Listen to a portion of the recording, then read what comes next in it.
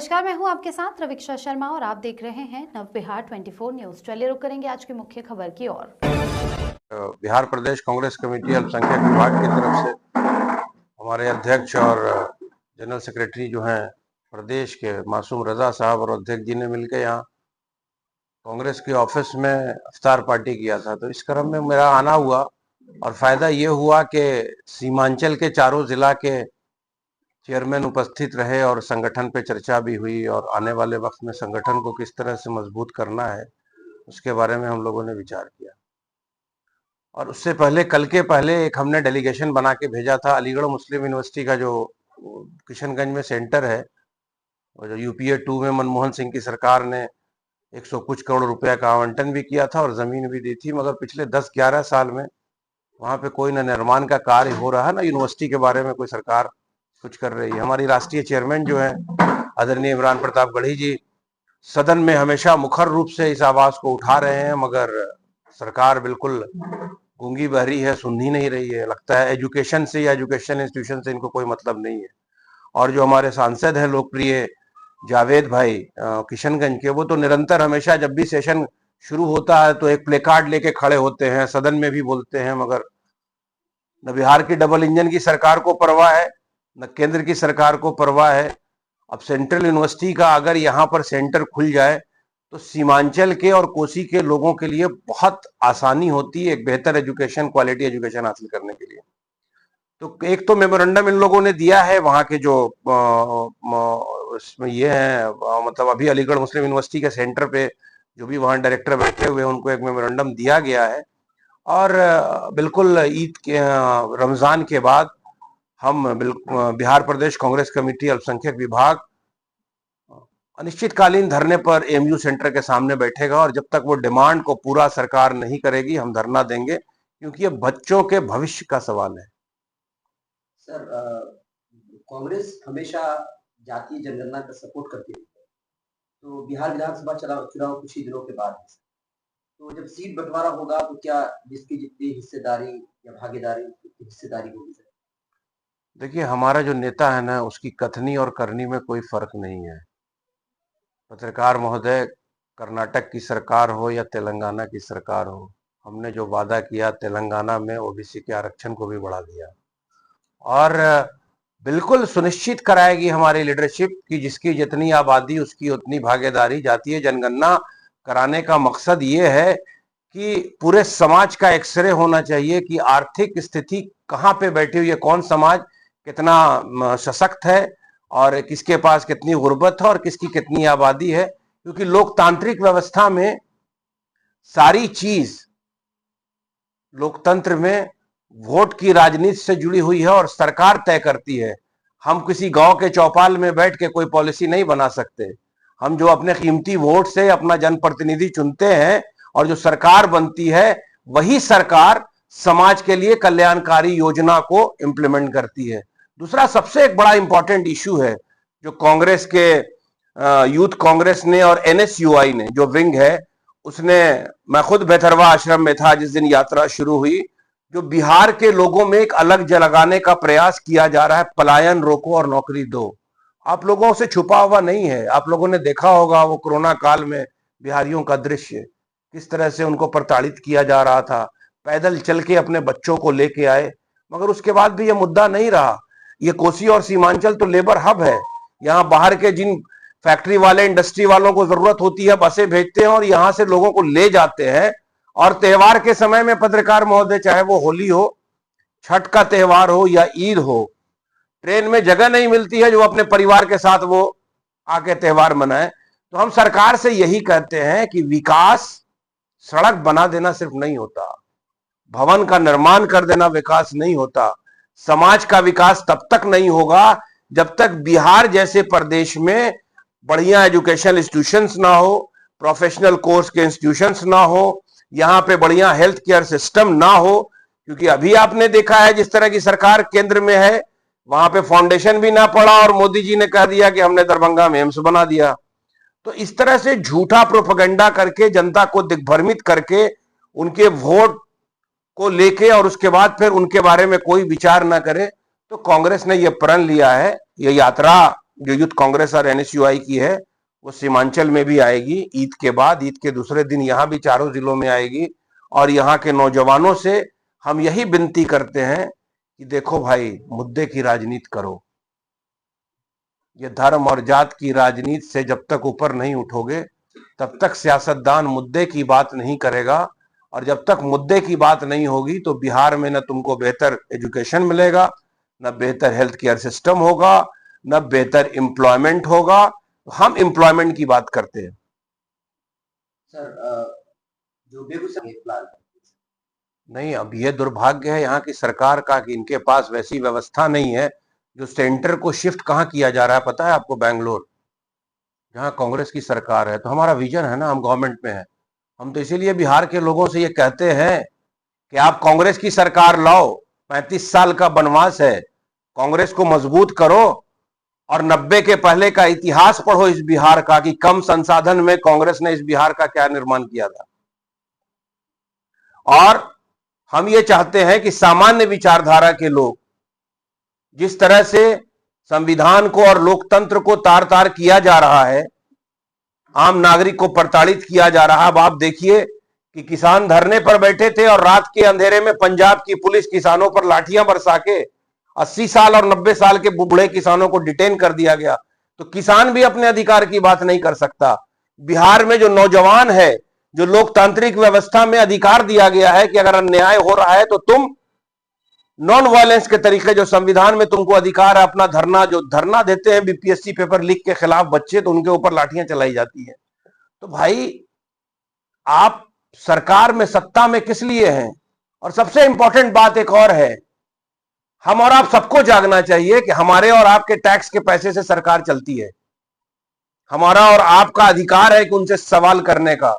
योजना 5 करोड़ की होती है और प्रचार 3 करोड़ का होता है। तो 3 करोड़ जो रुपया है, आपका तो दायित्व बनता है कि अगर हमने आपको अपने बहुमूल्य मत से आपको अपना प्रतिनिधि चुना है तो अगले 5 साल तक आप समाज में कल्याणकारी योजना लाइए, समाज का बेहतर विकास कीजिए और 5 साल के बाद अपने कार्य के आधार पर रिपोर्ट कार्ड सबमिट कीजिए। उसके बाद फिर जनता के बीच में जाइए कि हमने आपके लिए ये किया। हम तो यही चाहते हैं कि कांग्रेस को मजबूत करे तमाम नौजवान, और कांग्रेस की जो विचारधारा है, उस सामान्य विचारधारा की जो भी पार्टियां हैं, वो साथ में मिलकर इस बिहार को बेहतर बनाएं और बिहार की राजनीति को मुद्दे पर लाएं, न कि नफरत की लाएं। क्योंकि हमारा नेता तो कन्याकुमारी से कश्मीर चल के एक ही स्लोगन दिया है कि हम नफरत के बाजार में मोहब्बत की दुकान खोलने निकले हैं। जिस दिन समाज में मोहब्बत होगी उस दिन राजनीति मुद्दे पे आ जाएगी। अल्पसंख्यक छात्रावास बना हुआ है, वर्षों से वो जर्जर हो गया बिल्डिंग। इसमें कोई मसला है जिसको आपके विधायक अभी तक नहीं सुलझा पा रहे, क्योंकि आपका भी विधायक है, कांग्रेस का ही विधायक। नहीं, विधायक तो हमारे हैं, मगर सत्ता में बड़ी ताकत होती है। जो बरसरे इख्तिदार हैं उनका ये विजन नहीं है या वो उनकी सोच नहीं है। वो बदले की भावना से काम करते हैं कि जिस क्षेत्र में कांग्रेस का विधायक हो वहां कोई कल्याणकारी योजना ना होगी, जनता के अंदर मरमरी हो। तो ये जनता को फैसला करना है। लोकतंत्र की खूबसूरती है पत्रकार महोदय कि चुनाव लड़ने का अधिकार सबको है। निर्दलीय भी प्रत्याशी को चुनाव लड़ने का अधिकार है, मगर जब चुनाव का रिजल्ट आता है और जो प्रत्याशी जीतता है वो जन जन का प्रतिनिधि होता है, न कि किसी समुदाय का, किसी वर्ग का। जिसने वोट दिया उसका भी प्रतिनिधि है और जिसने नहीं दिया उसका भी प्रतिनिधि है। तो समाज में बेहतर मैसेज देने के लिए इस तरह की योजनाओं को हम तो यही बताते हैं आपको। देखिए, एजुकेशन से इनका इंटरेस्ट नहीं है। अगर एजुकेशन से इंटरेस्ट होता तो आपको पता है ना कि दुनिया में या पूरे हिंदुस्तान में अलीगढ़ मुस्लिम यूनिवर्सिटी की रैंकिंग क्या है।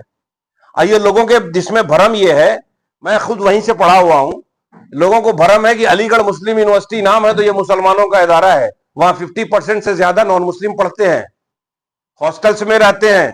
इस तरह का कभी वातावरण ही नहीं रहा अलीगढ़ में, जिस तरह की बात फैलाई जा रही है। और जिस तरह से पिछले 10-11 साल से न नीतीश कुमार जी संज्ञान ले रहे हैं एएमयू का, न केंद्र में बैठी सरकार ले रही है, क्योंकि अभी की केंद्र की सरकार तो इन्हीं की बैसाखी पे है। तो आप इस चीज को समझ लीजिए कि जो क्वालिटी एजुकेशन था बिहार में वो खत्म हो गया। अब पटना यूनिवर्सिटी को सेंट्रल यूनिवर्सिटी नहीं बनाया गया। कितनी पुरानी यूनिवर्सिटी है। बाहर के लोग बिहार में एजुकेशन हासिल करने आते थे मेरा डिमांड यही है कि हम चाहते हैं कि बिहार का नौजवान को रोजगार बिहार में मिले, बेहतर एजुकेशन इंस्टीट्यूशंस बिहार में हो, लॉ एंड ऑर्डर बेहतर हो। अब इस तरह की अराजकता बिहार में है कि किसी ज्वेलरी शॉप में करोड़ों रुपए की डकैती खुलेआम हो जाती है। और मुझे लगता है, मैं तो बड़ा सम्मान करता हूं आदरणीय नीतीश कुमार जी का, मुझे लगता है कि नीतीश कुमार जी को थोड़ी कुछ प्रॉब्लम है, हेल्थ का इशू है, चाहे जो भी इशू है। कि कल एक विजुअल्स आया, मैंने देखा, आप लोगों ने भी देखा होगा कि नेशनल एंथम हो रहा और नीतीश कुमार जी अपने पड़ोस में खड़े हुए, कोई सेक्रेटरी है, कोई किसी है, उसी के साथ मजाक कर रहे हैं।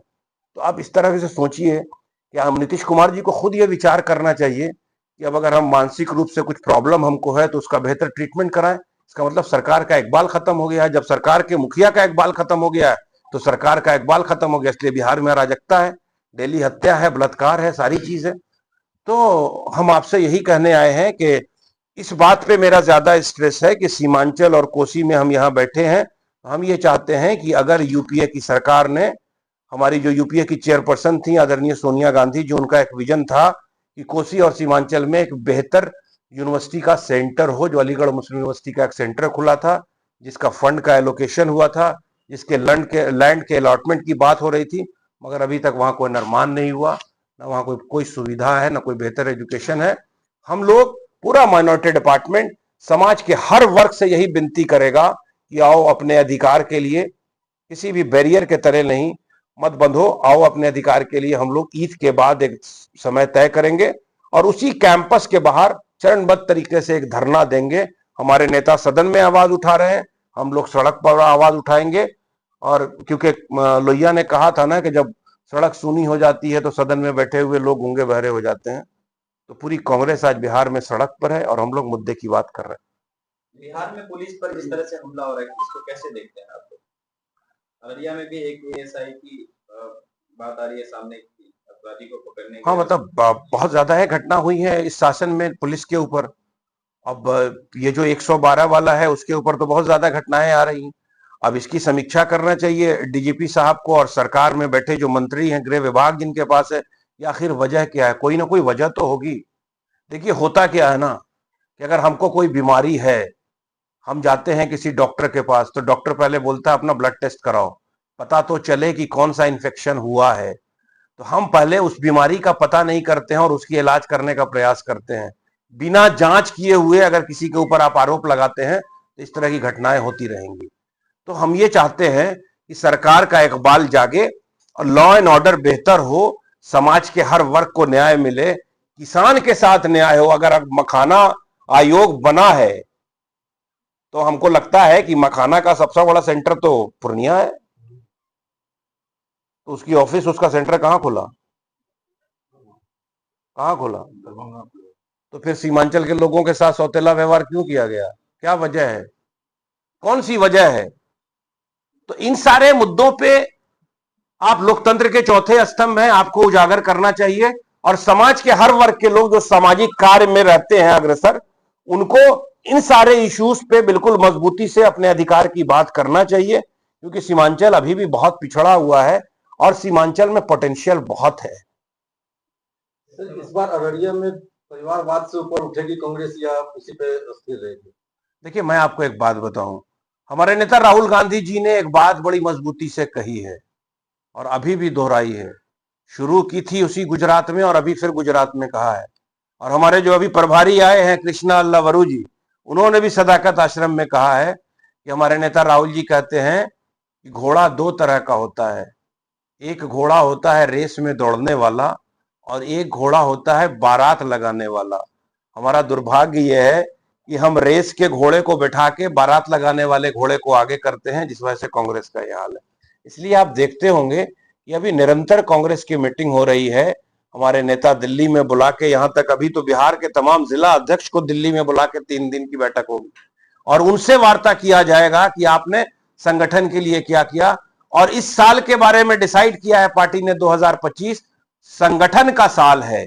हम तमाम लोग कांग्रेस के अलग अलग विंग अपने संगठन को सशक्त बनाने में लगे हुए हैं और कांग्रेस की विचारधारा और अपने लीडर के विजन को ग्रासरूट पर ले जाने में लगे हुए हैं। क्योंकि उसके विजन की अगर हम बात करते थे तो ये गोदी मीडिया हमें कवर नहीं करता था। मगर देखिए उस ऊपर वाले का भी क्या निजाम है कि एलन मस्क ने एक ऐसा एआई लाया, अब उससे चंद तरह के लोग सवाल कर रहे हैं। सवाल किया राहुल गांधी के बारे में भी और सवाल किया आदरणीय मोदी जी के बारे में भी। तो क्रॉक ने जवाब दिया कि राहुल गांधी के पास हॉवर्ड्स की डिग्री है, कैम्ब्रिज की डिग्री है, दुनिया में चर्चा है कि राहुल गांधी से बेहतर कोई विजन रखने वाला लीडर अभी नहीं है, राहुल गांधी इस देश के लिए बेहतर काम कर सकता है। आदरणीय मोदी जी के बारे में क्रॉक्स ने कहा कि उनकी डिग्री जो है वो संदिग्ध है। तो अब हमको फैसला करना है कि अगर हमारा फाउंडेशन ही अगर गलत है तो ताश के पत्ते की जो इमारत बनी होती है उसकी लाइफ ज्यादा नहीं होती है। और एक इंपॉर्टेंट बात हम आपसे कह के जाते हैं, ये पिछले 11 साल की उपलब्धि आदरणीय मोदी जी की ये है कि देश का जितना जीडीपी है उसका 80% कर्ज ले चुके दुनिया से। मनमोहन सिंह की सरकार जब थी उस टाइम में इस देश पे 55 लाख करोड़ का कर्ज था। देश की सारी संपत्ति सरकार की संपत्ति थी। सरकार की संपत्ति पर आम नागरिक का अधिकार होता है। कर्ज सिर्फ 55 लाख करोड़। आदरणीय मोदी जी ने देश की जो संपत्ति थी वो आधी संपत्ति अपने प्राइवेट मित्रों के हाथों बेच दिया और 170 लाख करोड़ का कर्ज भी ले लिया। कफन तक पर जीएसटी लगा दिया, मगर एक धर्म की अफीम चटा के भाई को भाई से लड़ा दिया और मुल्क को बर्बाद कर रहे हैं। सीमांचल के लोगों से आपके माध्यम से यही हम हाथ जोड़ के विनती करते हैं कि हमारे जो पूर्वजों ने अपने प्राण की आहुति दी थी ना इस मुल्क को आजाद कराने में, उनकी कल्पना कुछ और थी इस भारत की। 1942 में 1942 में जब भारत छोड़ो आंदोलन का नारा दिया गया था, हिंदू और मुसलमान जब एक थाली में खाने लगे थे ना, तब अंग्रेज डर गया कि नहीं अब हम यहां राज नहीं कर सकते। तो सर फिर आप हमको अलग कर रहे हो, नफरत पैदा कर रहे हो। इसलिए मुद्दे की राजनीति होगी। कांग्रेस के तमाम विंग्स के लोग इशू पे बात कर रहे हैं, ना हम कोई नफरत की बात करते, ना कोई घृणा की बात करते। हम शिक्षा, स्वास्थ्य, रोजगार की बात करते, गरीबी को खत्म करने की बात करते।